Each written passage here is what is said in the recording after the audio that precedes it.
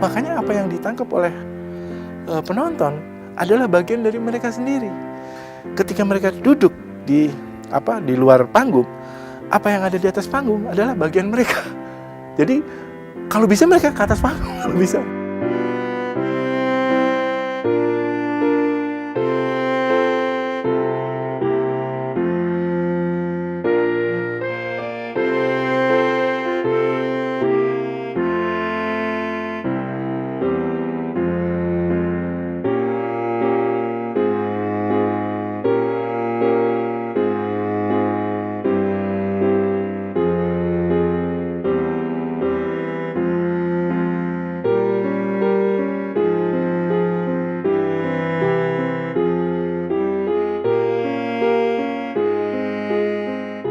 Kembali bersama Nungki Kinaria.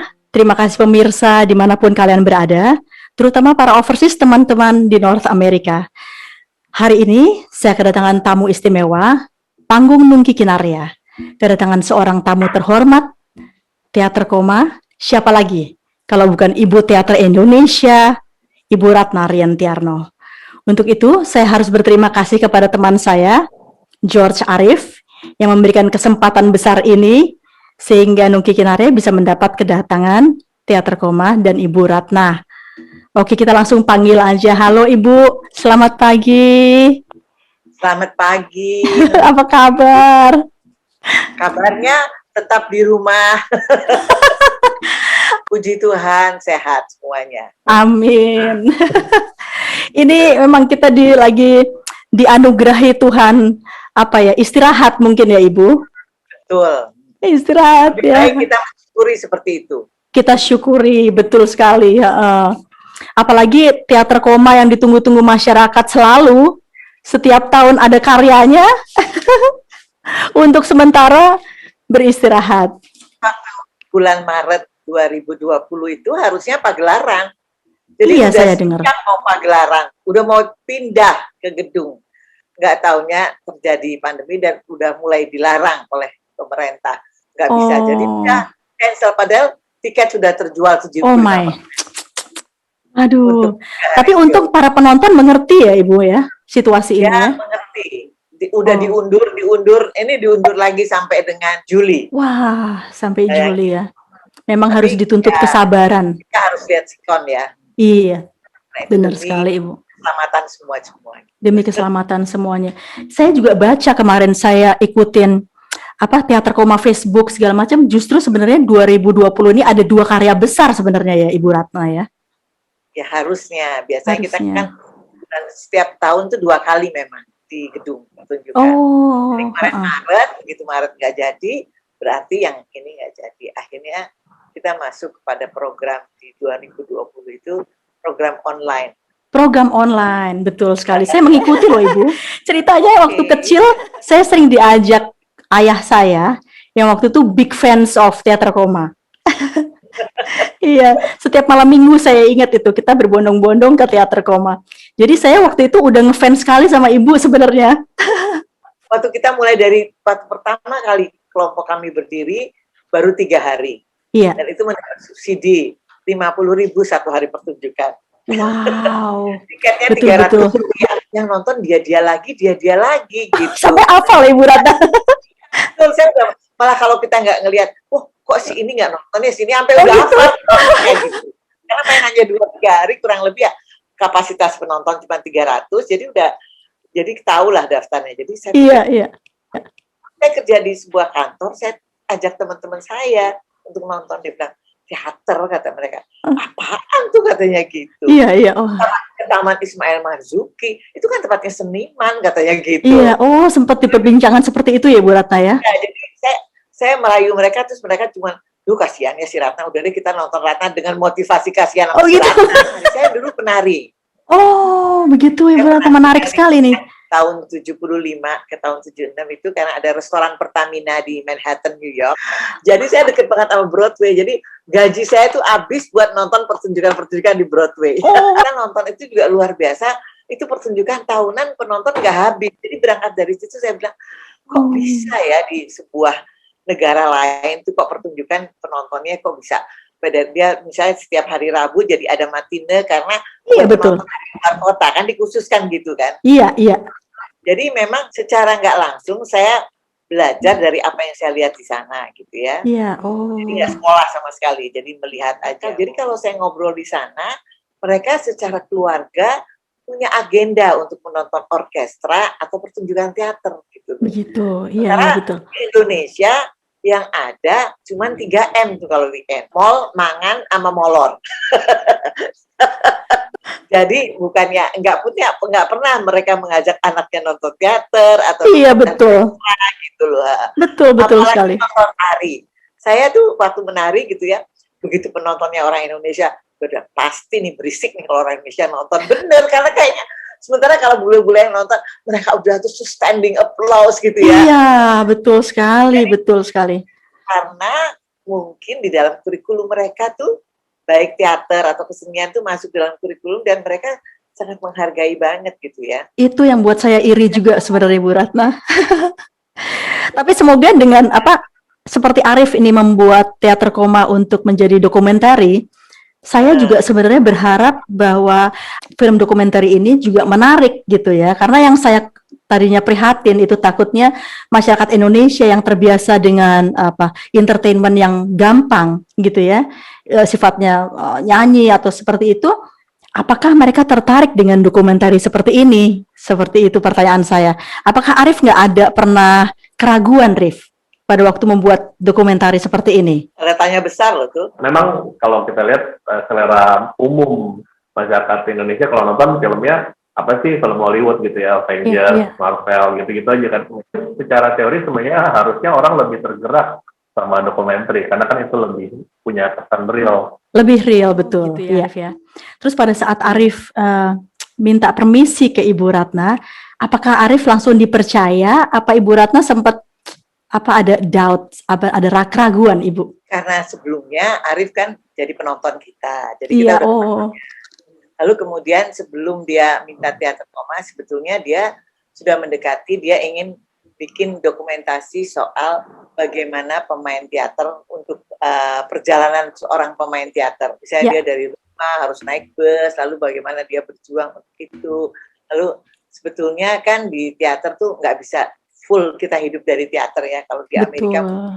Jadi dia harus ada pekerjaan yang lain. Jadi dia meliput. Jadi menarik sekali. Nah itu dia meliput Rita Matumona, salah seorang pemain kita yang udah ikut teater koma dari tahun ketiga teater koma berdiri. Wah, teater hebat koma sekali. Kan usianya tahun ini 44 tahun kan. Itu hebat sekali Ibu. Iya. Jadi karena perjalanan itu kemudian kita lihat hasilnya, lalu kemudian itu mereka edarkan ke kampus-kampus menjadi sesuatu yang menarik. Jadi buat meliput teater koma, saya sih oke-oke aja. Cuman memang saya pikir usia dia kan nggak melihat kita dari awal, berarti kan dengan usianya Arif gitu ya. Karena kita betul. 7. Kali Arif baru lahir kali, jangan-jangan. Iya. Jadi memang, dia meliputnya dua separuh kita gitu. Jadi pada zamannya kita dicekal, zamannya kita dilarang itu era Soeharto, barangkali Arif belum jadi penonton teater koma. Ya, sayang banget Rif. Padahal di situ intinya, Rif. Yang selalu membuat orang bertanya-tanya itu sampai aku mau interview teater koma yang ditanya mereka, Ibu Ratna bakal cerita nggak ya pengalaman ini? Nah ini nanti kita memasuki pertanyaan itu ya Ibu Ratna ya. If you don't mind. Arif, kita sih. Terus yang membuat Arif ke teater sama dokumenter film seperti ini apa, Rif? Ya jadi dulu waktu di UI di zaman kampus tuh sering suka bikin pementasan. Oh gitu. Bikin majalah seni juga gitu ya. Jadi dulu di UI itu anak sastra UI malah bercandanya malu gitu. Bercandain kita, gitu malu anak psikologi masa yang nerbitin majalah seni anak psikologi bukan anak sastra. Gitu ya. Ya, bener. Ya udah habis itu jadi skripsi gue juga skripsi tentang aktor teater gitu. Jadi di situ lah jadi terus gitu. Makanya ini kan film Catatan Tanpa Selesai ini rangkaian dari trilogi gue gitu. Jadi trilogi gue pertama Persona, kedua Catatan Tanpa Selesai, nanti yang terakhir Catatan Harapan, itu buku bentuknya dasarnya dari skripsi gue. gitu. Oh, Skripsi seperti ini itu. menarik sekali karena udah kayak harta karun gitu. Iya, benar. Terus Arif pernah menyangka nggak kalau it will bring you in this spotlight gitu? Iya, berjalan aja sih gue orangnya, Berjalan nggak gitu terlalu ya. dari dulu freelance bikin film, habis itu TV program dan lain-lain, sampai 2003 gue mulai bikin sendiri, PH gue sendiri. Wow, hebat ya. Gue nggak terlalu banyak mikir, jalan aja. Wah, hebat. Motivasi utamanya sebenarnya, jadi yang aku temukan waktu bikin skripsi itu dulu Iya. tentang teater, kalau ngobrol sama aktor teater dimanapun, mau director teater, mau aktor teater, ngobrol di Bandung, tempatnya Kang Fred Anirun, tempatnya ke Jogja, semua sama, semua bicaranya sama, semua teori-teori, ya cerita-cerita tentang teater itu adanya di obrol-obrol sambil ngerokok. Jadi nggak ada yang dokumentasiin gitu loh. Iya. Akhirnya aku pikir loh, kenapa nggak kita coba aktifkan ini, proses pengaktifan yang rasanya penting juga untuk kemajuan seni dan teater Indonesia juga gitu. Iya. Gitu. Jadi lipat semua, nggak ada yang ngerapihin jadi suatu dokumentasi, suatu arsip dalam bentuknya. Aku milih, kan aku di film, aku milihnya film dokumenter gitu. Iya. Terus challenge kamu dari komersial yang seperti kamu bilang tadi ke documentary movie seperti ini banyak nggak, Rif? Apa challenge-nya, Rif? Sebenarnya sama aja sih, it's a form of art kan kalau maksud gue. Iya. Form of visual art aja. Kalau kita ngerjain iklan kan antara 2-3 minggu selesai. Kalau kita ngerjain corporate 1 bulan, 1,5 bulan, dokumenter yang panjang ini kan kita juga 8 tahun kan gue nggak ngerjain ini doang kan. Benar gitu ya, Rif ya. Ngerjain apa semua gitu. Ya dapat duit sini lebih ditaruh ke sini. Gitu ya, Rif ya. Jadi inisiatif project. Luar biasa. Gue merasa ini penting kan karena suatu hal yang perlu orang tahu gitu loh. Iya, banget. Proses untuk orang engage tahu. Iya. Apresiasi itu. Karena sekarang ada kelompok teater yang bisa awet sekian lama dengan pemain dan pekerja yang hampir setia banget gitu. Jadi yang udah 40 tahun bersama kami. Jadi kita barangkali yang 20 tahun banyak sekali. Jadi memang jadi sebagai sebuah komunitas gitu loh. Iya, betul sekali. Udah kawin masih boleh, jadi tetap main. Jadi hebat sekali. Anggota saya tuh dari mulai mereka remaja, mereka menikah, sekarang anaknya juga udah ikut bersaing sama bapaknya. Wow, gitu. Luar biasa ya, luar biasa sekali. Apakah ini salah satu sebenarnya yang ditakutkan oleh pemerintah Orde Baru dulu, Ibu Ratna? Apakah komunitas yang Ibu Ratna tadi bilang? Sebetulnya pada saat sebetulnya pada tahunnya Soeharto itu kan dia memang sangat diktator sekali. Betul. Dan orang sekali mengkritik dia. Iya. Jadi waktu Teater Koma membikin misalnya Semar Gugat, orang pikir wah Semar kan ini kok Semar Gugat gitu. Jadi mereka jadi opera kecoa cerita tentang orang-orang bawah. Jadi tapi karena memang tidak ada orang lain yang berani mengkritik. Betul jadi, sekali. Kalau saya pikir jadi kalau Mas Nano bilang sih nonton Teater Koma itu kayak orang datang melihat cermin. Betul. Lalu, apa yang dia lihat itu lain-lain. Kalau dia birokrat dia melihatnya dengan sisi lain, kalau dia orang seniman dia melihatnya lain, kalau dia mahasiswa juga melihatnya. Jadi itu kayak cermin aja. Waktu mereka pulang mudah-mudahan menjadi sesuatu buat mereka, menjadi sesuatu pelajaran. Apakah dia akan tetap ikut korupsi atau dia nggak korupsi? Betul, itu pasti sih Bu Ratna ya. Makanya juga mungkin penonton ini punya kayak addiction untuk melihat lagi ya Bu Ratna ya. Karena saya rasa penonton datang itu karena sebenarnya mereka juga punya suara yang tidak tercetus pada saat itu ya Bu Ratna ya. Atau tidak berani dicetuskan. Iya betul. Dan yang berani kebetulan panggungnya Teater Koma ini. Ya, jadi ya itu sih hikmah, barangkali nggak dengan maksud begitu, tapi memang orang-orang waktu lihat nonton teater, gila ya Teater Koma yang nonton kita. Orang lain main 2 hari, kita kan pernah sampai memecahkan rekor main sampai 1 bulan. Itu dulu pada saat bisa dibilang Orde Baru itu, Teater Koma begitu banyaknya apa ya, seperti momok yang ditakuti pemerintah seperti itu ya Ibu Ratna. Karena itu apa Ibu Ratna sama Bapak nggak mengalami suatu kelelahan, apa keputusasaan? Pertama kan dilarang waktu tahun 77 kita pagelaran maaf pemainnya meniru pidatonya Soeharto. Oh, seperti itu. Kita kan diundang oleh kampus-kampus untuk main. Kita main di UI, dari UI sukses. Nah, kemudian itu Bandung sama Yogyakarta, Surabaya minta udah nggak boleh, nggak dapat izin. Oh, seperti itu. Larangannya gitu. Jadi udah nggak memperoleh izin. Nah itu larangan pertama tahun 78 itu. 78 sudah. Nah kemudian kita manggung sampai Engtai pertama kali ya. Iya, Sampai itu. Engtai tapi nggak versinya Rianti Arno. Oh, Jadi sampai begitu. Engtai. Jadi memang itu cerita love story dari Cina, tapi itu Betul. ceritanya di Indonesia, di Banten dan di Betawi gitu. Iya. Nah kemudian kita diundang ke Medan. Mm-mm. Soalnya di Medan udah sampai 50 orang tuh di Medan. Di Iya. hari pertama mau pagelaran dilarang. Oh, Katanya itu kok karena di Hari Kebangkitan Nasional kok memainkan naskah Cina katanya gitu. oh. Padahal di nightclub di Medan itu ada striptease dari Cina boleh gitu. Itu betul-betul nggak jadi pentas. Nggak pentas. Oh iya. Nah yang paling parah lagi adalah kita memainkan naskah Suksesi. Suksesi. Suksesinya ini versi wayang bagaimana raja tuh mau diganti gitu. Nah itu Oh, kan seperti itu. banget ya karena Pak Harto kan Betul. itu presiden yang nggak diganti-ganti. Iya, Jadi benar. tapi kan kemudian jadi itu pertunjukan kami 2 minggu. Iya. Jadi setiap hari Mas Nano dan kemudian kita ada EO yang menyelenggarakan, Iya. itu selalu dipanggil ke kantor polisi untuk diinterview, ditanyain. Oh. Mereka sampai membaca, boleh nggak ini dikurangin gitu. Mas Nano bilang, wah Oh susah. my. Jadi nego sampai pada hari ke-11, Iya. karena tiket udah sold out ya. Aduh. Pada Tuhan. hari ke-11 dilarang. Jadinya kan penonton yang datang untuk hari ke-12, 13, 14 tuh tiketnya udah sold out. Jadi nggak jadi heboh banget. Liputannya luar biasa. Herald Tribun datang, pokoknya semua media, pokoknya cover story. Oh, Karena wow. saya bilang ini polisi goblok amat sih. Kalau dia nggak larang, dia iyain aja sampai 14 hari, mungkin nggak akan seheboh itu. Bener Tapi sekali ya. jadi heboh kan gitu. Jadi Iya, kayaknya betul. mereka jadi PR kita yang gratis. Ya, kan akhirnya Iya, seluruh betul sekali. nah jadi terkenal banget gitu. Iya, iya, iya.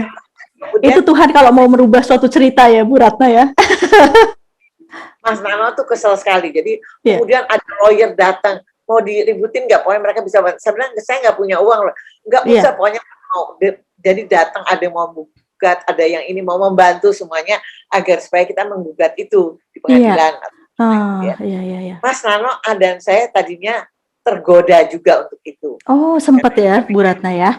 Menuntut kebenaran kan itu Betul. ya kita Iya. menuntut. Tapi pada akhirnya kita memutuskan, kemudian kita konsultasi beberapa orang, katanya gitu, Mas Nano, dia bilang gitu, kamu kan memang kerja untuk kesenian, jadi segala macam itu menjadi resiko, katanya gitu. Betul. Kalau kamu mulai masuk ke pengadilan, itu akan sidangnya berkali-kali dan gak selesai-selesai, dan akhirnya kamu nggak bisa berbuat apa-apa. Dan akhirnya begitu banyak orang yang berdatangan mau membantu, dan kita berpikir untuk apa kalau kita ke pengadilan segala, akhirnya itu akan membuat kita kehilangan waktu untuk berkreatif gitu. Betul. Jadi akhirnya kita pikir udahlah, kita itu nikmati aja sebagai sebuah proses, tetapi kita tetap pada jalur kita, tetap berkarya.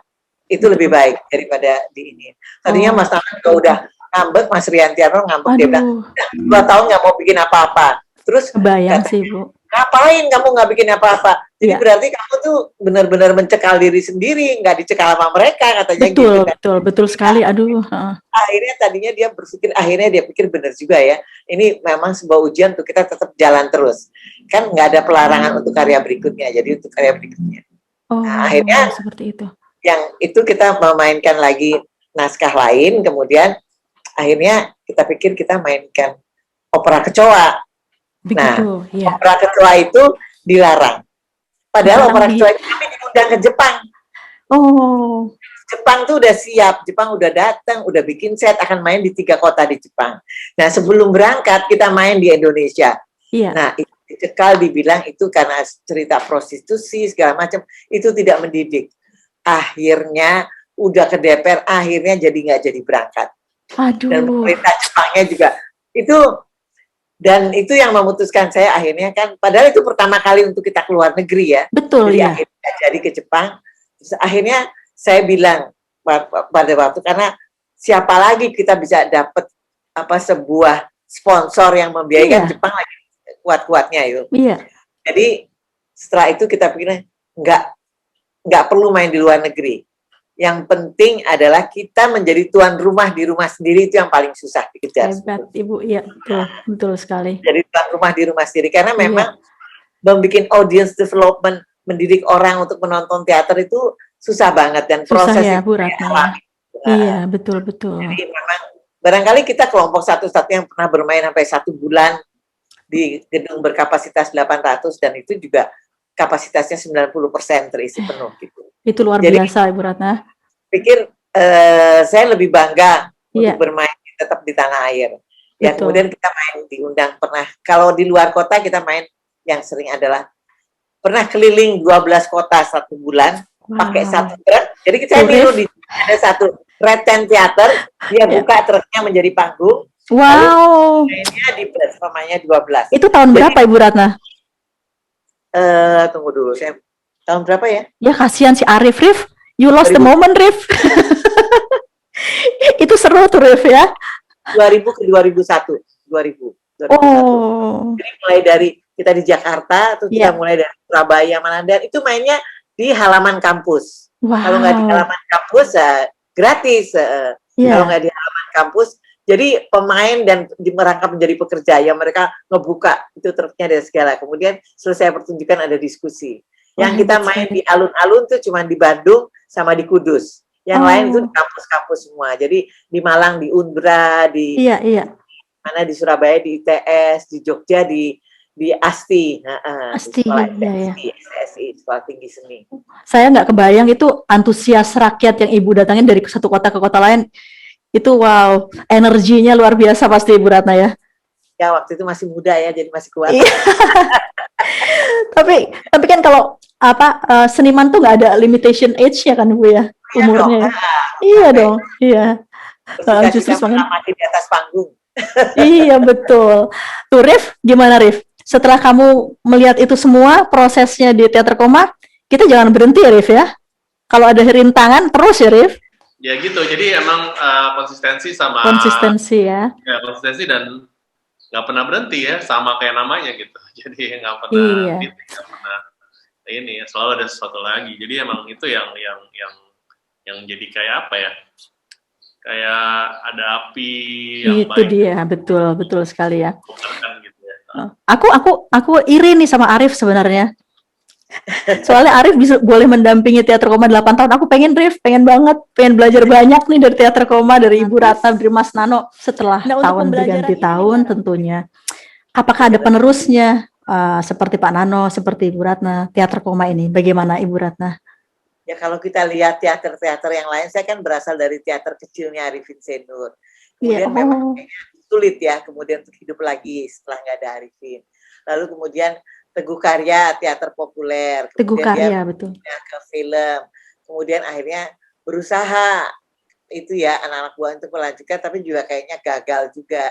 Oh, seperti itu. Ya, tapi kalau Mas Riantiano, dia kan memang konsisten di teater aja. Kalau saya masih suka, sebagai seorang pemain, saya juga pengen coba dong main di film seperti apa gitu. Iya, betul Ibu Ratna, iya.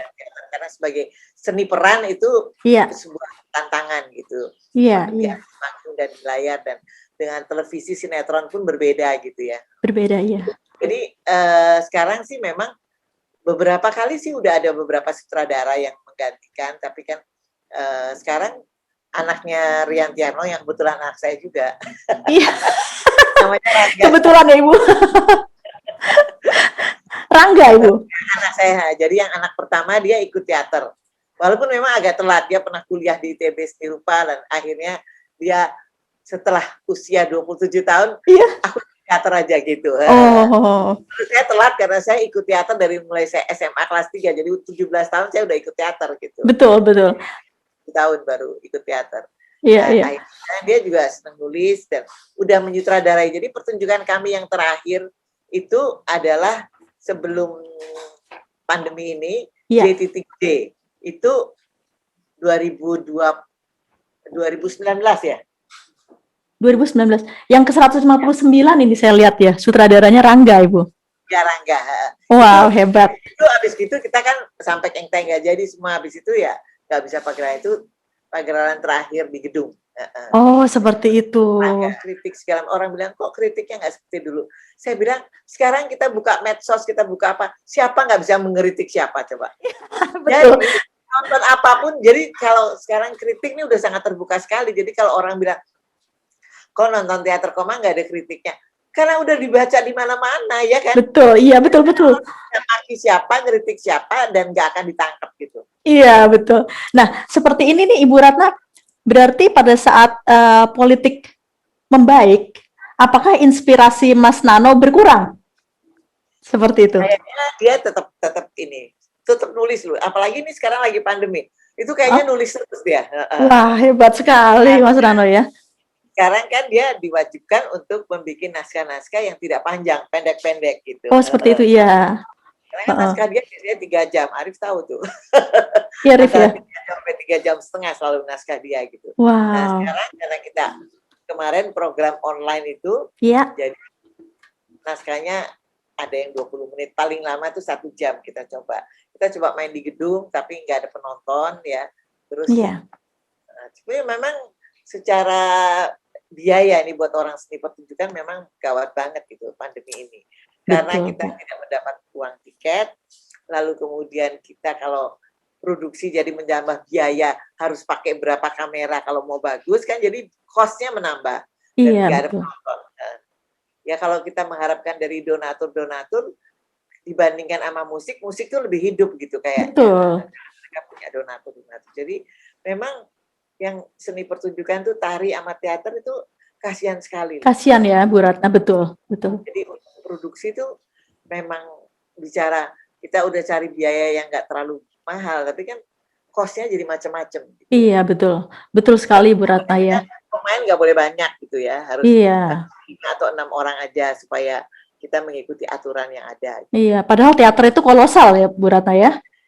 Ya memang ada yang kolosal, ada yang enggak, tapi kan teater koma itu terkenal, anggotanya banyak, terkenal dengan kolosalnya gitu loh. Iya, betul sekali ya. Iya. Apa ini kan jadi suatu pembelajaran juga buat kita. Betul ya. Kaitannya pemerintah harusnya concern, kita butuh dana tuh buat itu semua. Iya ya, Bu Ratna ya. Terutama untuk kedepannya ya Bu Ratna ya. Seperti saya tadi berpikir kalau masa COVID seperti ini, terus saya membaca itu, kalau nggak salah di tempat dokumentarinya Arif deh. Itu kalau nggak salah Bapak Nano mempunyai apa ya, seperti mimpi seperti itu atau petisi yang bilang bahwa sebagusnya pemerintah itu di MKK-nya juga diselipin seperti teater, menari dan seperti itu, penjurusan seperti itu Ibu Ratna ya.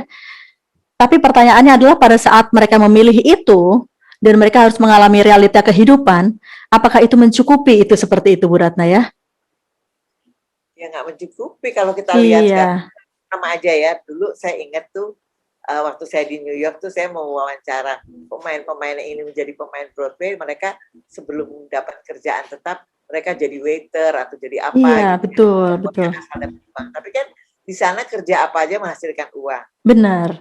Ini jadi aku lihat banyak pekerja seni sekarang jadi Gojek atau supir Gojek. Jadi karena untuk di waktu yang luang mereka harus kerja. Harus double job ya. Di kantoran kan ada jam kantor yang mereka jadi akan sulit untuk terlibat produksi gitu. Betul. Akhirnya mereka mencari kerja-kerja part-time seperti itu. Iya. Kerja seperti itu jadi kadang-kadang juga berkaitan pada energi, kesehatan dan segala. Betul. Semua serba terbatas sekali sekarang ya Bu. Ya. Jadi sekarang memang yang punya duit cuma pemerintah. Iya. Berapa? Tapi kan swasta yang lain tuh kan belum terlalu concern untuk mensponsori kesenian. Betul sekali Ibu Ratna. Iya. Ya semoga nanti dengan film-film dokumenter Arif seperti ini Arif ya. Mudah-mudahan.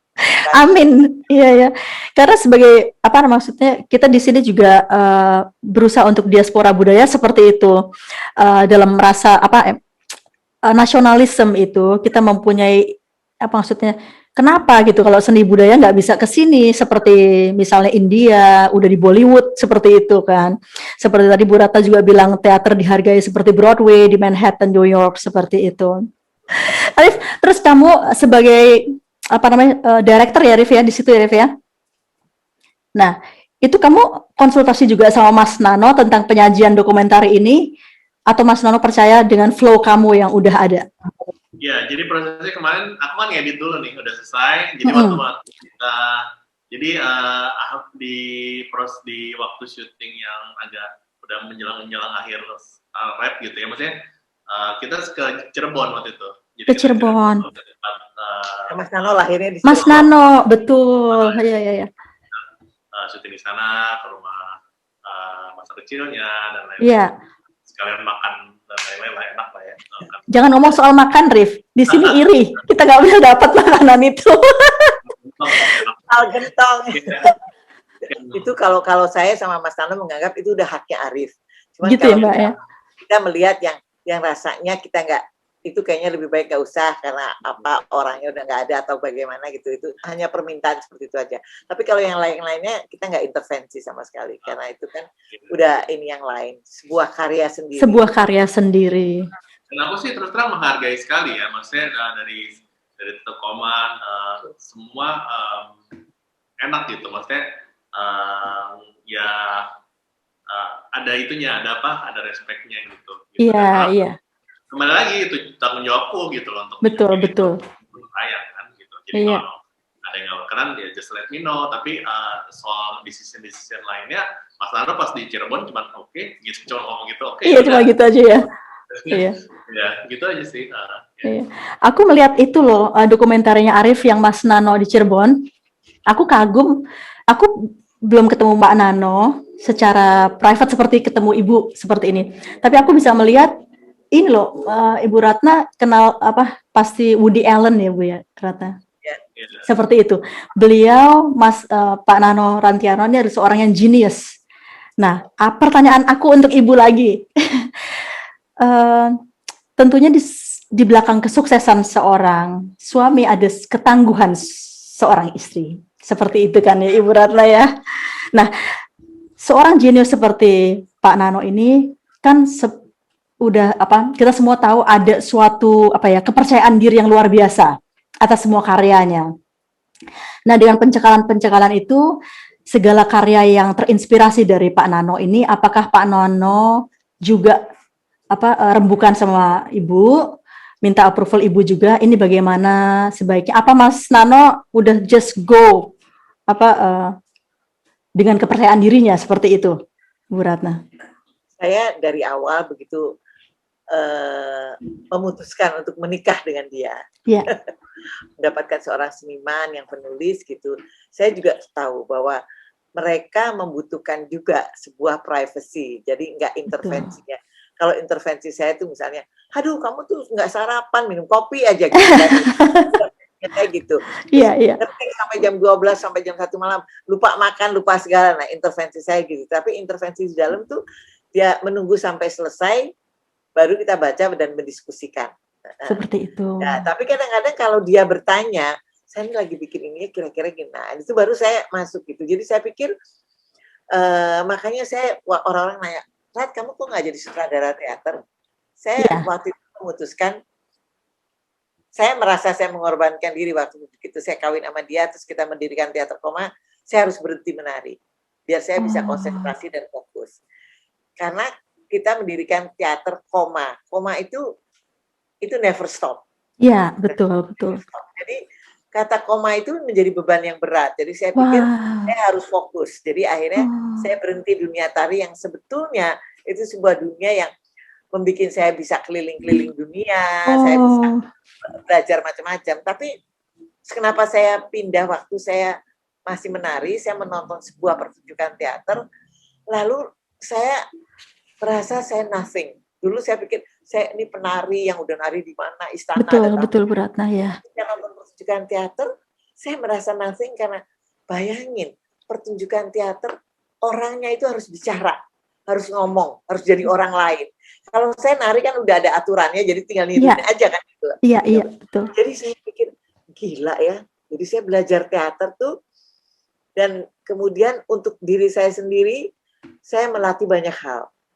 Saya mempunyai artikulasi yang baik, presentasi yang baik. Jadi saya hanya lulusan SMA, saya bisa menjadi marketing manager sebuah perusahaan. Nah ini luar biasa nih, aku mau tanya lagi nanti. Karena saya belajar waktu olah vokal itu ya, Saya ingat saya waktu baca produksi pertama Mas Arifin kasih peran, orang lain latihan jam 5, Ratna datang 1 jam sebelumnya. Saya harus ready sama dia. Itu cuma dialog segini ulang sampai 7 kali. Wah. Artikulasinya nggak benar, intonasinya nggak benar, belum ada rasa, belum. Gila, susah banget, saya udah hampir Iya. gitu ya. Iya. Tapi itu merubah saya, dan kemudian ayah saya juga bilang, sekarang kamu kalau menceritakan apa-apa kok jauh lebih baik gitu. Dan itu saya manfaatkan waktu saya melamar kerja sebuah perusahaan Toyota ya waktu itu. Iya. Sarjana semua tuh, sarjana bahasa Jepang karena perusahaan Toyota. Saya cuma lulusan SMA, saya cuma kursus sekretaris 1 tahun. Tapi saya tanya, apa sih? Ditanya tentang produk, kamu harus menjelaskan, kamu bisa. Oke, saya baca brosur-brosurnya Corolla, gua apalin ya. Presentasi. Jadi aku diterima langsung. Wah, bisa sampai seperti itu dampaknya ya, Bu Ratna ya? Jadi memang saya bilang kadang-kadang belajar teater, olah vokal, volume suara kita, dan kita kalau bicara dekat kita bisa ini. Tapi kalau saya suruh presentasi, hai, kalian dengar semua, orang kita juga bisa punya vokal yang baik gitu ya. Jadi saya merasa teater itu juga mendidik saya. Akhirnya saya menjabat, karena waktu itu masih kerja kan, nggak bisa hidup dari teater. Jadi iya, betul. Posisi saya bisa kerja di kantoran dengan baik itu karena terus terang aja teater. Wow, Rif. Orang-orang kantor nonton itu, dia bilang nonton Ratna, akhirnya mereka bilang, gila ya itu live performance ya Rat ya. Terus lu bisa ya berdialog gitu ditonton orang gitu iya, ya. Iya betul Bu Ratna ya. Kepercayaan diri juga menjadi yakin, dan kita juga kalau masuk suatu tempat, saya kalau presentasi di depan direktur bank gitu ya buat sebuah tender gitu ya. Iya. Saya juga harus itu kan bersaing sama yang lain, gimana kita presentasi. Iya, betul. Baik, sama aja, saya pikir itu kayak main teater juga. Jadi memang teater mendidik saya di dalam karir perkantoran dan karir kesenian. Aduh, hebat sekali Rif ya. Kamu nyangka nggak sih Rif seperti Rif? Nyangka nggak dampaknya seperti itu ya? Orang banyak yang nggak tahu kalau saya dulu orang kantoran, karena mereka lihatnya sekarang. Mereka nggak tahu. Betul Ibu. Mas Nano tuh 22 tahun dia kerja di media sampai dia jadi pemret. Begitu dia umur 55, dia panggil saya dan anak 2. Dia bilang, boleh nggak saya berhenti bekerja? Oh, seperti itu. Hilang, fasilitas medical treatment hilang. Karena saya ingin tulis. Kesempatan saya menulis sekarang sebelum saya makin tua. Saya kepengen menulis novel. Jadi kemudian saya dan anak-anak memutuskan, oke, Papa boleh berhenti. Wow. Toleransi macam-macam ya gitu. Hebat sekali Rif ya. Perjuangannya Mas Nano ternyata juga didukung semua oleh anak-anak sama Ibu. Itu juga pertanyaan saya tadi yang udah dijawab sama Ibu Ratna. Itu amazing sekali Ibu Ratna. Suatu teamwork ya Bu Ratna di dalam keluarga sendiri ya Ibu Ratna ya. Ibu Ratna karya ini tidak pernah berhenti. Dicekal tahun demi tahun. Tapi nggak pernah lelah.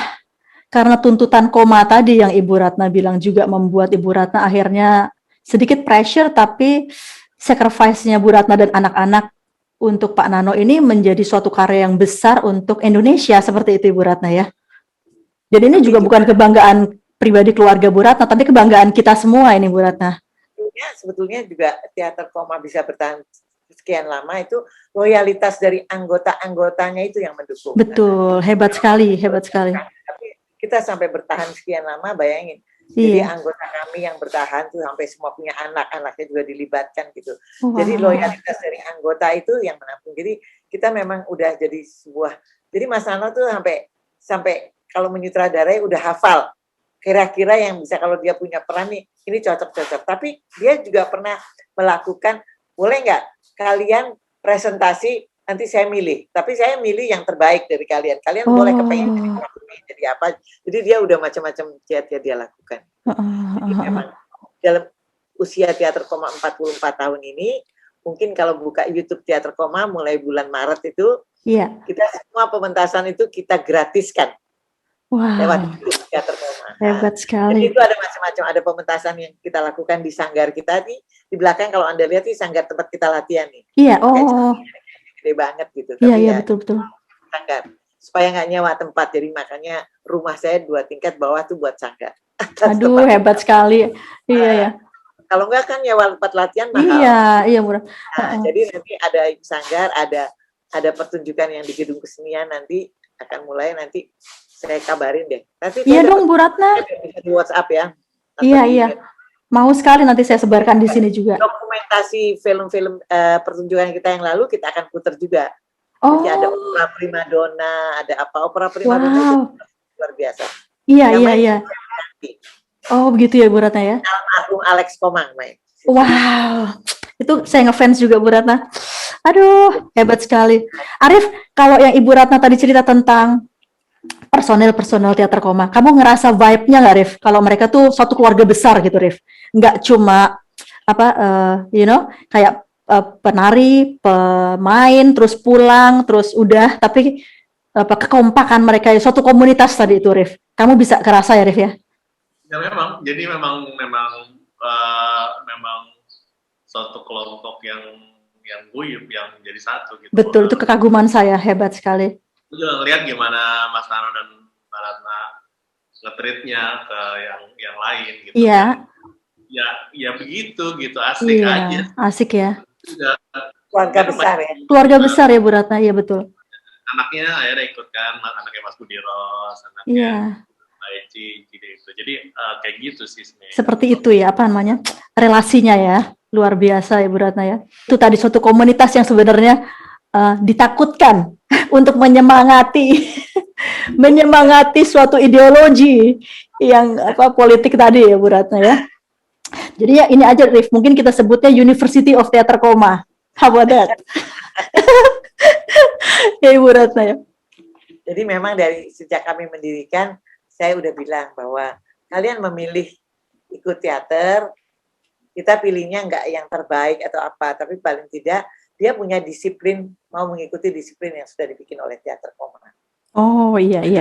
Kalau enggak kan susah. Jadi Betul. ada disiplin. Kalian punya disiplin, tapi disiplin teater koma itu ya kalian harus menghargai yang lebih tua, harus bisa kerjasama, mau mengerjakan apa aja. Kita ada piket. Barangkali dia nggak pernah nyapu di rumahnya, tapi dia harus nyapu sanggar tuh. Jadi itu saya suka tuh Bu Ratna. Jadi ada piket, mereka harus Seperti nyapu itu. dan ngepel gitu. Iya. Oh, itu justru yang membuat semakin kuat ya Bu Ratna ya. Jadi dan saya memang tidak men-charge bayaran kepada mereka. Jadi dari awal makanya satu orang bilang, Barata kenapa nggak buka sekolah, buka apa? Berbeda antara buka sekolah dan buka kelompok itu berbeda sekali. Jadi, iya, betul. Kita mau buka sekolah sekarang bilang bikin aja. Akhirnya konsentrasi kita sekolah kan terima duit bayaran. Betul. Kita berbakat kita harus pakai dia untuk main. Betul. Jadi saya dan Mas Ana memilih enggak gitu. Memilih tidak ya Bu Ratna. Akhirnya mereka ikut latihan, kita kasih makan lagi awal-awal ya semuanya gitu. Iya betul. Ya, jadi mereka tahu juga bahwa mereka juga harus punya kerja sampingan yang lain karena kita setahun 2 kali agar mereka juga bisa hidup gitu. Iya. Tiga ini gue running sendiri sih, company gue sendiri. Oh gitu. Kita kebanyakan ngerjain iklan sama dokumenter. Gitu ya Rif. Itu dari 2007 sering ngerjain kerjasama sama global partner, jadi tayang di luar negeri. Gitu. Nah itu gimana Rif? Ceritain sedikit dong Rif. Kok udah sampai ke Jepang, UK ya Rif ya? Dari 2007 kita sering ngerjain TV program dan komersial lah untuk tayang di luar negeri gitu. Job pertama waktu itu dari Jerman, kita bikin tentang petani gula aren waktu itu. Jadi seperti tayang itu. di Jerman. Gitu. Habis itu terus tuh, karena word of mouth ya, kenal mereka ada yang rekomen sampai sekarang. Gitu, koneksi ya, seperti itu ya. Minggu lalu kita baru jalan ngerjain buat UK tentang woman empowerment gitu, tayang di UK. Wow. 2008 kita wakil Indonesia, jadi waktu itu ada gerakan dari Starbucks Love Project bikin fundraising buat orang-orang di Afrika. Nah, sama-sama semua deh penyanyi dari puluhan negara seluruh dunia nyanyi bareng. Wow. Itu Starbucks itu ya, Rif? Starbucks Love Project ya. Itu wow, hebat banget, Rif. Tayang di London waktu itu live gitu. Iya. Oh ini saudara-saudara orangnya di balik itu ya. Wah, congratulations, Rif. That's amazing. Oke, Ibu Ratna, terima kasih waktunya. Salam Bapak, salam keluarga. Arif. Nice talking with you. Oke, terima kasih semua pemirsa Indonesia yang berada di mana-mana, terutama yang berada di North America. Saksikan kembali penayangan Teater Koma bersama Spin Production di panggung Nungki Kinarya. Stay well. Thank you, Rif.